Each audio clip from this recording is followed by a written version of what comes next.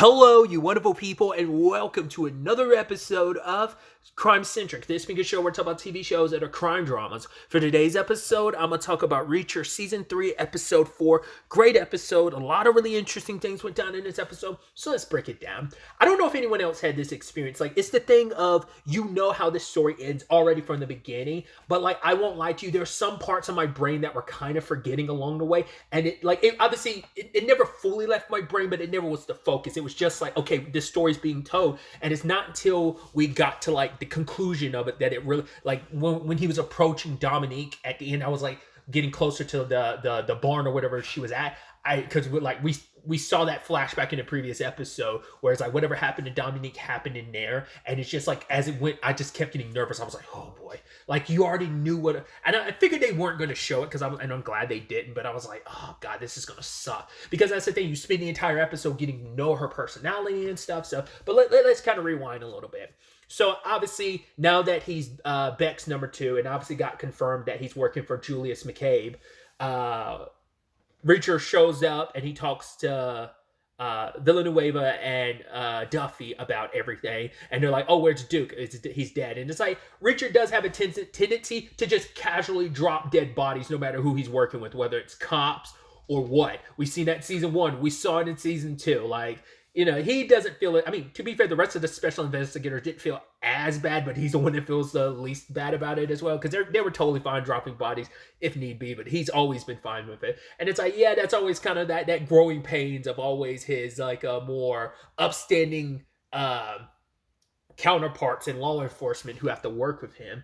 And it's like, oh, but he looks at the photos and sees Julius McCabe and reveals, hey, that is in fact Quinn, the guy I've been after. And so Duffy's like, Teresa's life is on the line. I need to know who I'm up against. So stop holding back and tell me where this all started. So it started years ago. This is before, because I think I brought it up previously. I couldn't remember what the time frame was for the special investigators. So this is prior to him, because he's like, oh, like he makes a joke about like, oh, it's special investigator. So it's supposed to be before they ended up forming, which I'm sure like the situation with Dominique is what influences Reacher to be the way he is, where he tries not to get too close to people. I think it's also like, you know, having the detachment to people that he does. I think it heavily influences the way he's interacted with people, but especially like his relationship with the special investigators of like, you know, I'm sure like a lot of season 2 probably brought some of that, like how everything played out, those who died, like I'm sure some of that came to the forefront,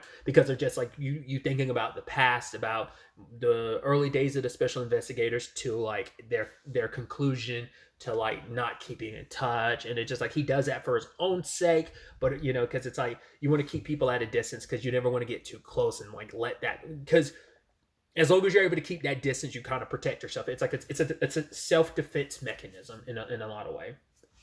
But either way, getting into it, Dominique was kind of just dropped on his lap, but it's not like Dominique isn't good at what she does. She immediately reads her. She's like, oh, I know you are not too happy because you only just found out about me 5 minutes ago. He's like, how can you tell? She's like, well, the fact is that if you had kind of known ahead of time, you would have been more prepared. Like there would have been an extra chair. And he's like, well, I took the extra chair out because I didn't want people like sticking around my office. I don't like people just loitering around. But he's like, to be fair, I found out about you 3 minutes ago, but you're pretty good. You're pretty good. So here's these files. Tell me what you think. And she came up with the same conclusion as him, that the person they started investigating initially, I'm already blanking on his name. Was it Roland?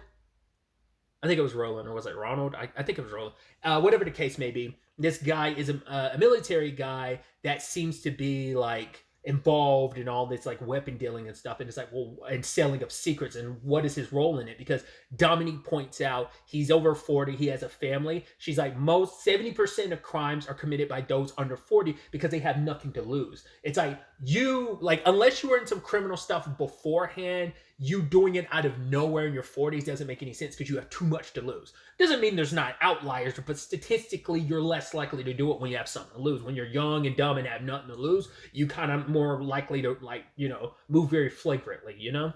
So I thought that was just really interesting, and obviously Reacher co-signed off of that, and it's just kind of like a, hey, ask someone to bring in the chair for Dominique, so they followed like the money and stuff like that, and were able to.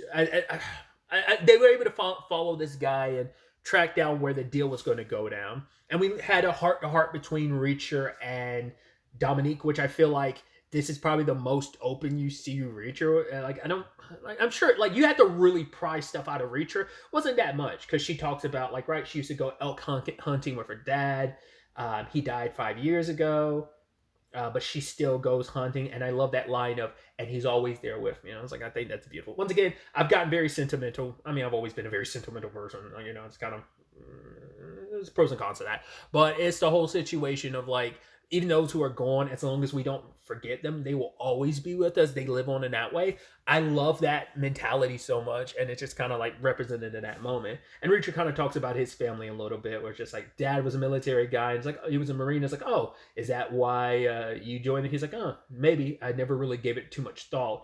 And then it's kind of like, yeah, my dad was a very compartmentalized guy. So you're like, oh, so you take after your dad, and he looks at it, and he's like, maybe. I never really gave it too much thought.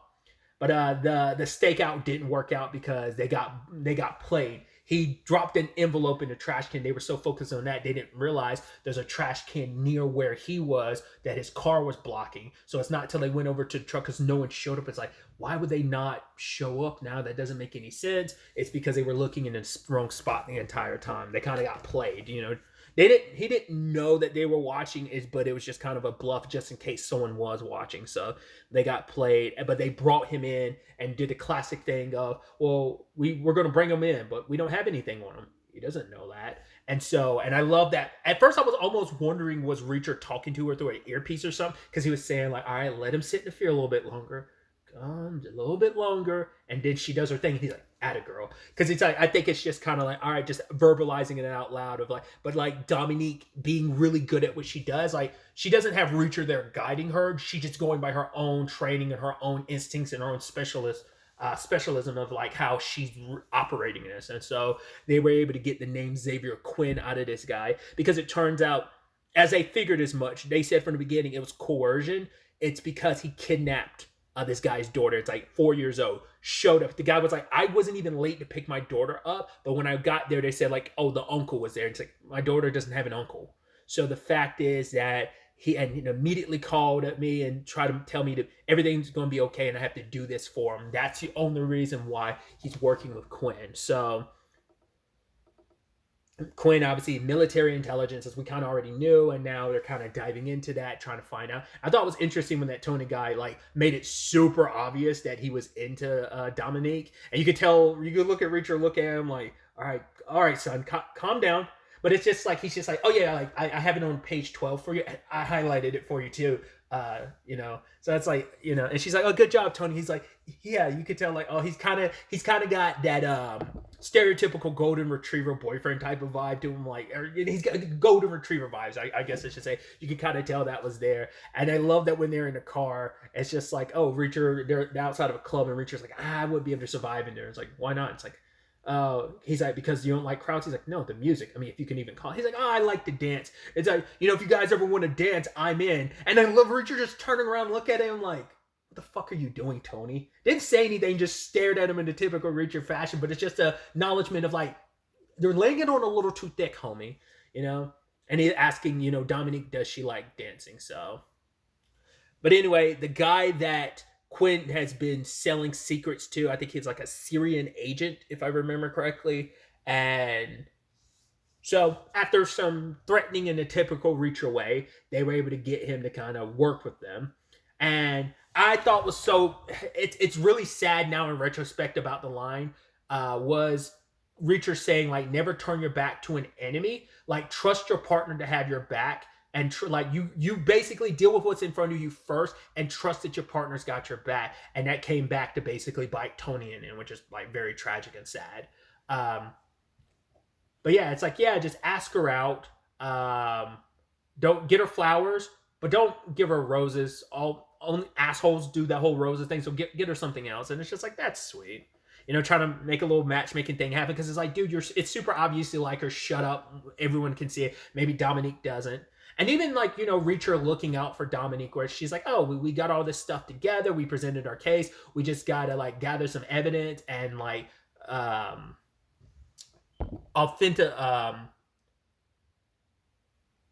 authenticate that this all stuff is in the right place, right amount, so that there's no wiggle room for Quinn to get out of this. And they do. And she's like, hey, let's have a beer. And he's like, no. And I think it was beforehand. He was like, no, no, no, let's not go out because everyone's already going to be looking at an excuse. You're a young woman and you don't want to give anyone an excuse. Like, people already have their preconceived notions about how you got the position you're in right now. Don't give more ammunition to them. Like, despite how untrue it is that this situation isn't what it is, that people are going to try and spin it to be, you don't want to give them more fuel to that fire. So he's like, let's hang out here and have beers, you know? So that's dope. That is Reacher trying to look out for people, because he's like, yo, you are good and capable, you know, and I don't want that to be truncated by bullshit preconceived notions other people are going to have about you, because you got the goods. You are good at what you do. So, and then later on, when they got all they needed to take down Quinn, she's like, oh, let's go do it. But Reacher's like, no, let you do it, because he's like, if I am there during the arrest, by making it yours, no one could ever try to be like, oh, well, she was only there for the ride. She wasn't there to see it through. But you slapping a cuff on him, this was your case. You're the one that figured so much out. You're the one that followed the evidence. This was kind of your case. You being the one to close it makes all the sense in the world. And then you're just like, oh, like, but then you're like, how did it go so wrong? And then Reacher was like, something's not right. It's been 61 minutes. She should have been back at like 49 minutes, even accounting all this and that. And it's like, if I text her, she's going to think I'm micromanaging. And then Garber's looking at him. He's like, all right, I'll text her. But then he immediately recognized, she called me sir. Dominique Cole, you only have to tell her one thing once. She's never called him sir. She's always just called him Reacher. And most people are pretty good about that when Reacher's like, yo, call me Reacher. But Cole being just who she was. And they went to Quinn's place and found Tony dead. And just the thing is, he's like, you turned your back into the enemy to make sure she was okay. It's like, once again, it was a lesson. Like, sadly, if that lesson was told to Cole, she would have never like messed up like that. But like, once again, it's like Tony liked her, and it just, in that moment, he just tried to protect the girl that he liked. I guess he was coming after,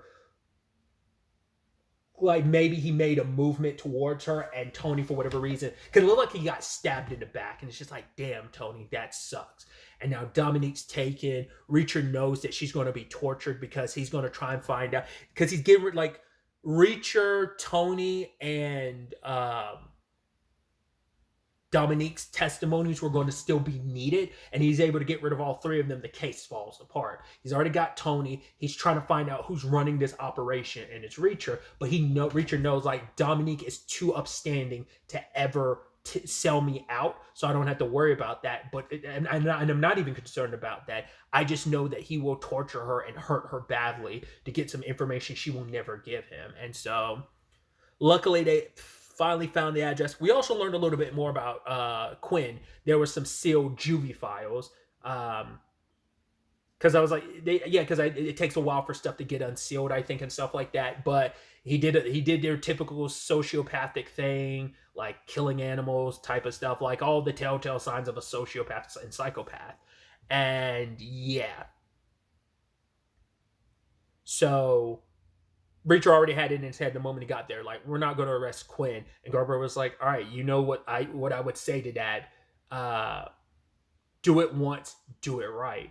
Sadly, and even Reacher says it later on, assumptions kill, and he knows that, because his assumption of thinking he finished Quinn back then has left us so much death and destruction afterwards. Like, we would, even Billy says it later, it's like, if Villanueva is like, this is all kind of on Reacher. If he had settled all this years ago, if he had made sure that Quinn was dead, or at the very least, I don't even know if Quinn would have, like, even if you would have arrested him, would he have stayed, because he has too many connections. But those connections could have potentially gotten him killed in prison. So, but he could also use those threads to get himself out of prison. You'd probably be back where you were. Maybe, maybe not. This is a situation of what ifs. We're not dealing with what ifs. What could have been, what should have been. It's like, we're dealing with what is. So who knows?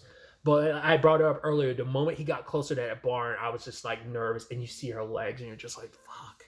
Luckily, they didn't show you anything, but still, it's just, I don't know what, like, this is gonna sound weird, but it feels extra effed up that he like it's not like she was completely naked, but he stripped her down from her uniform and stuff. But it's like, I mean, people get stripped in like situations where you're torturing, which is effed up to say. Like I'm about to say, like it makes sense because I guess it's like the less stuff you have to get through, like you want to do as much bodily harm. Like I mean, I'm not trying to get into the nitty gritty of like torture because it's morbid and disgusting, and it just I don't.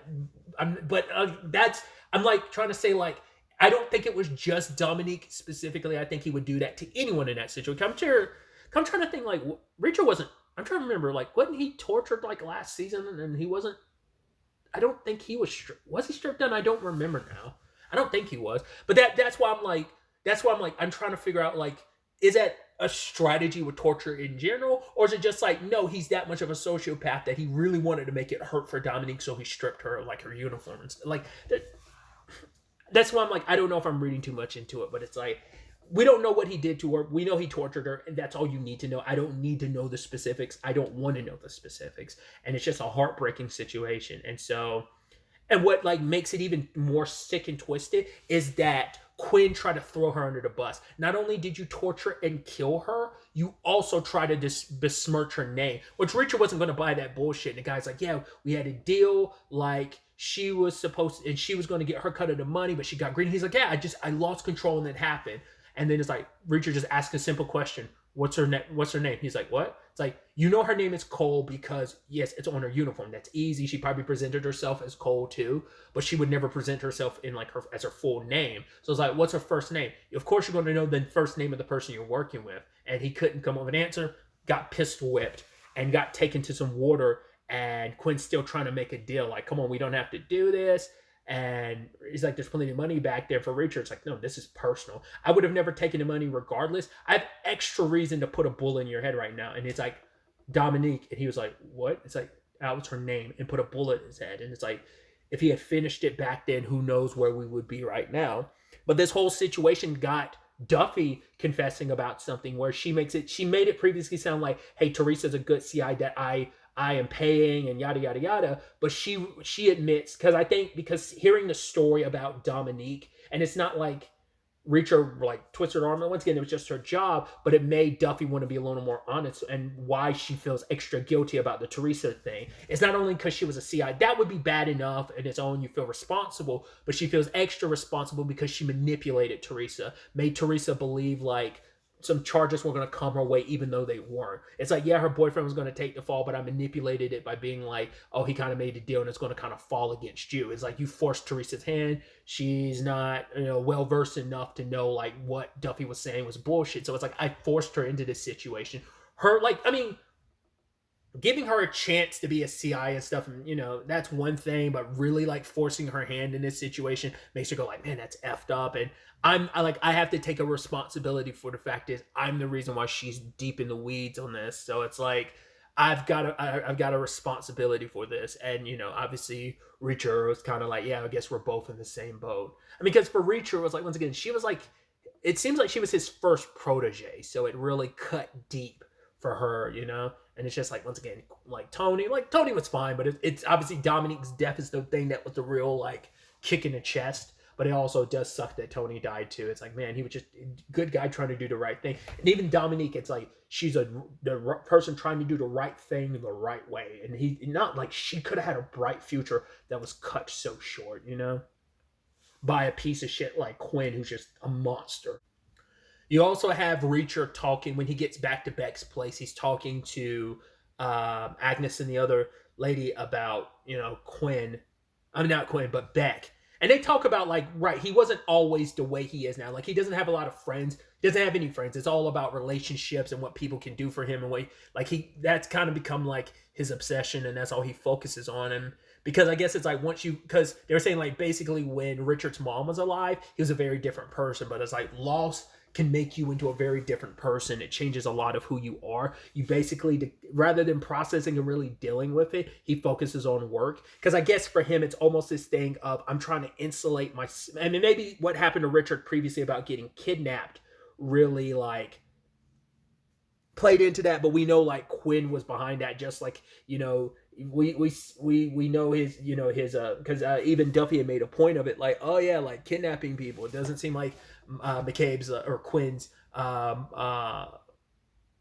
operandus has ever really changed. He's like, yeah, he found something that works, so why if it ain't broke, why fix it, right? So, but I think that's also why Beck feels probably just as guilty, because he's like, I was so drowning in my own like despair that I worked all the time. I wasn't there for my son. Now we're in this very unfortunate situation where we're working for McCabe Quinn, and our hands are tied. And to make sure my son's okay, I'm trying to insulate him, protect him even more because I failed him before. I mean, that whole thing leads to a conversation later on with Richard, where Richard kind of feels like his dad doesn't care, but it's like, yeah, your dad tried to go about it the best way he could, what he believed was kind of best for you, because, he couldn't go to the cops because then he would have gotten exposed for everything that he was up to, would have been arrested. You would have gone into the foster care system until you're 18, alone out there in the world on the streets. You wouldn't have survived. He's like, well, you're poor living on the streets and you're doing fine. He's like, yeah, but Richard's like, I'm good at it. You're not. So it's like, it's a thing of like, your dad might not have always handled things the best way. Your dad might not have always been the best guy, but he does love you. I think it's just sometimes he was dealing with his own grief and stuff. And he probably didn't show it the best way. And by the time it's time to show you that, like, you're already under McCabe's thumb. So you're in the situation you're in. But I think that's motivating him even more to keep you close, to always make sure you're okay. So, and I also appreciate Reacher, teaching him how to fight. It's like, yeah, if you case your opponent strong, you're all, when you're the weaker person in the fight. And the guy was, kids are like, yeah, but that's unfair. Like, counting, it's like, I'm going to hit you in 3 and hit him in 2. And he's like, that's unfair. He's like, the guys who want to fight guys like you will always not fight fair. And he's like, well, kind of like that. He's like, no offense. He's like, yeah, none taken. But also just kind of like, well, what if the guy's weaker than me? He's like, you will always be the weaker guy in a fight. He's like, nice, asshole. I love that. Like, there is something, I guess there's almost this little, I mean, Richard takes people under his wing all the time. And I guess a little bit of that kind of shines through, where it's like, well, he had a brother, obviously. So, but he was the younger brother. So maybe he sees a little bit of that with Richard. Like, you kind of don't have to, but it's like, like the kid's not a bad kid. So you want him to be okay. He's been through a lot. Life is kind of shitty with everything, losing his mom, just people blaming him for what his dad did. So it's like, I want to make sure, like, when this is all said and done, you're able to defend yourself. I want you to be okay, kid. Because Reacher's not a fan of like people picking on those weaker than them, and he doesn't like bullies. So I just think that's such an interesting kinship that they have. I'm sure Richard probably won't. Well, he'll probably feel a little betrayed when the truth eventually comes out. But it's also the thing of, yeah, but I still got your back. And I'm sure for Richard, it's like Reacher's like the closest thing he's probably had to a friend in a long time. So that probably will kind of sting betrayal. So we also had, well, really quickly, we caught up with Elliot for like 5 seconds. He was like, yo, that bodyguard dude wants a cigarette. Like, I didn't know how to operate it. She's like, what are the protocols for this? He's like, no liquids, no alcohol, no cigarette. She's like, then why are we having this conversation? She was like, the kid's good, but she's like, Jesus fucking Christ, something's real wrong with him. I was like, oh, I thought it was interesting. So I guess Home Dude hasn't made a move yet, which I thought was fascinating. But he's probably waiting for the opportune time. He will strike, and once again, whether Elliot dies in the process, I hope none of them die. But there's always the chance. There's a very strong possibility. Once again, none of our main cops died in season 1. There was a cop that was at the station that wasn't a bad guy that died, sadly, him and his wife. But season 2, like, once again, we lost Russo, so that's why I'm like, I don't know how this will fare. I hope all 3 of them survive, but I just feel like, just to make Duffy's situation even sadder, like most likely Billy and Elliot will die, and she'll be the only one, because she's the one. I think the parallel, the whole thing with Reacher's beef with Quinn, where it's like, well, she already is going through that with Teresa, which I already get the feeling like Teresa might not survive this. Who knows? We will have to wait to see, but it's just like, it just feels like this is just a catastrophe waiting, and I just feel like Duffy's going to end up losing in it, which kind of parallels into a point I was going to make too, where Duffy and Villanueva are talking about things, because he's like, yo, Reacher's a little too comfortable killing people, and he's like, are you willing to go to jail just to make sure Teresa's okay? And she's like, I am. He's like, well, I guess I am too. She's like, but you don't even know Teresa. He's like, she's not the one I'm willing to go to prison for. So I thought that was interesting. But yeah, they went to one of the places that Beck owns that they could try and find Teresa. Sadly, Angel Doll's laptop is being tracked by Quinn. So Beck sent. Well, it was. I don't think it was Beck. I think it was Quinn sent other people after them, and just following the laptop to find out what's going on because they're under the impression, oh, it's Angel Doll's people. So no signal on their phones. Their phones aren't off. They're just no signal can get through to them. So the guys show up. Which one of them? I was like, oh, I recognize that guy. His name is Brendan Fletcher, the actor.